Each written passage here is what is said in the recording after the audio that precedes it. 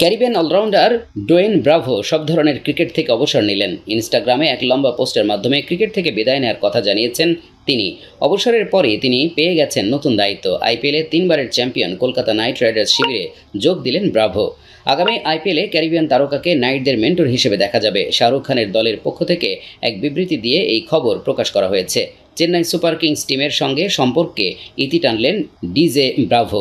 এবার কেকেআরকে উদ্বুদ্ধ করার দায়িত্ব নিলেন ওয়েস্ট ইন্ডিজের অলরাউন্ডার। গৌতম গম্ভীর মেন্টর হয়ে কেকেআরকে 2024 আইপিএল জিততে সাহায্য করেছেন।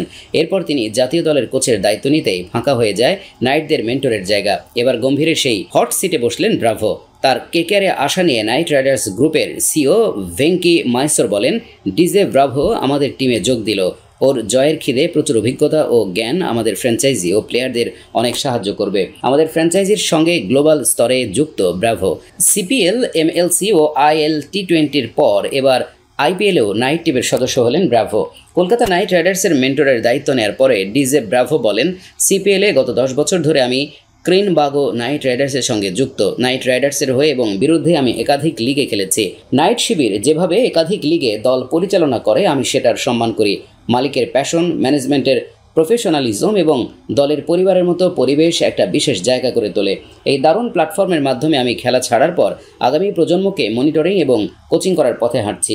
কেকেআর টিমে যোগ দিয়ে সকল ফ্যানদের এবং দলের ম্যানেজমেন্ট টিমের সদস্য ও মালিকদের ধন্যবাদ জানিয়েছেন ব্রাভো। একই সঙ্গে সিএসকে টিম ম্যানেজমেন্টকেও ধন্যবাদ জানিয়েছেন। এবার চ্যাম্পিয়ন দলের জন্য বেগুনি জার্সিতে নতুন কিছু করতে চান বলে জানিয়েছেন ক্যারিবিয়ান অলরাউন্ডার।